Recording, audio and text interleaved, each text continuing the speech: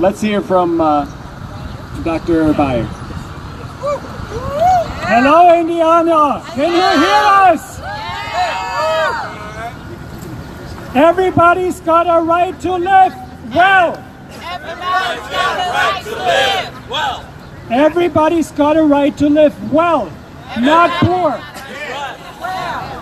Poverty steals people's mental health. Pushing a person into a corner creates mental problems. When you are giving people not enough money, they can often go insane. Poverty causes mental health issues. The Silver Institute of New York University has shown that poverty doesn't just exacerbate mental health problems, but actually causes them.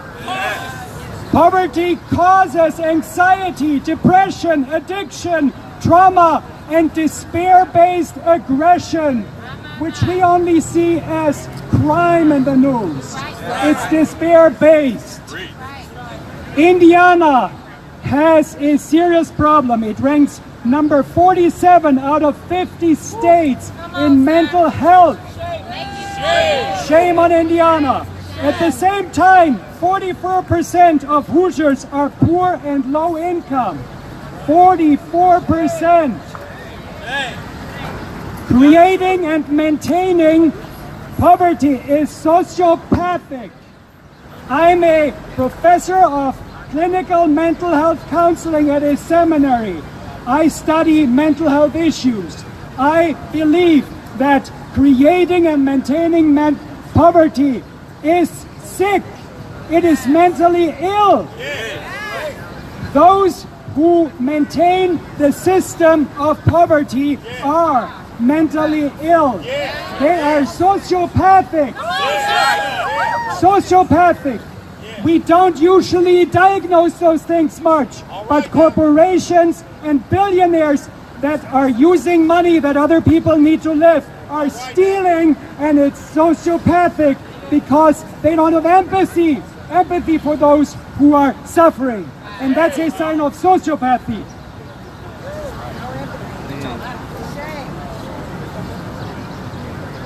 The rich, the wealthy, hold on to their wealth because of an irrational scarcity mentality. At the bottom, there is a spiritual problem, and they are afraid of death at bottom. And what they do is they take wealth as if it was the fruit on the tree in the Garden of Eden.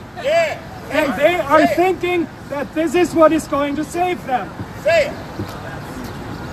Go ahead now. Wealth has an idolatrous function. It is worshipped as if it were God. But when you go to the grave, your wealth won't do anything for you. Right, come on. Holding on to wealth while others suffer is blasphemy. Keeping poverty in place requires a mentality on the part of the wealthy that is detached from real empathy for the plight of millions. The 3 richest people in this country own more money, own more wealth than the bottom 150 million people. 3 people own more than 150 million people on the bottom.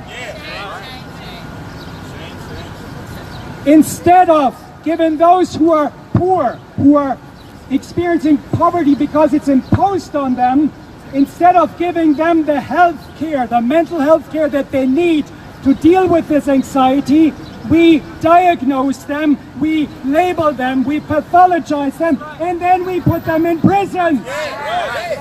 We have people in prison inordinately. Over 51% of people in prisons are diagnosed with mental illness. Over 70% of people in jails are diagnosed with mental illness. We need to make mental health care affordable. In fact, we should make it free for the poor and for low-income people.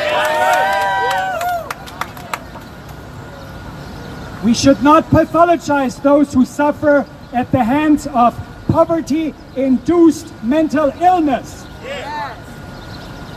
The wealthy need to overcome their scarcity mentality so that they can let go of their excess wealth. That is the real mental health crisis in this society. And of course, the whole system is rigged against minorities.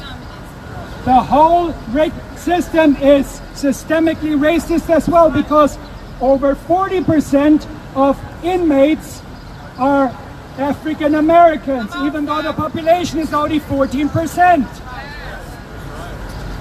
Now, one of the ways that the wealthy maintain poverty, and this is very important, is through a divide and conquer mentality.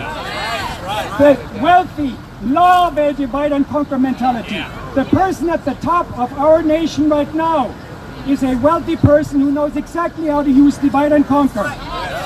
You divide and conquer. You divide blacks and whites, Hispanics and blacks, Jews and Christians, Muslims and Jews and Christians. You divide the poor and the middle class. If you cannot divide the poor and the middle class and the low income class, there would be no poverty in this country anymore. The divide and conquer mentality has to be fought tooth and nail. Unite! Unite! Unite! We must provide adequate mental health care for both the wealthy, who need to let go of their scarcity mentality, and for the poor and low-income people who are struggling to make ends meet and cannot live well. Everybody has got a right to live well. Everybody's got a right to live well. Indiana, here. Thank you. Everybody's got a right to live. Everybody's got a right to live. Everybody's got a right to live. Everybody's got a right to live.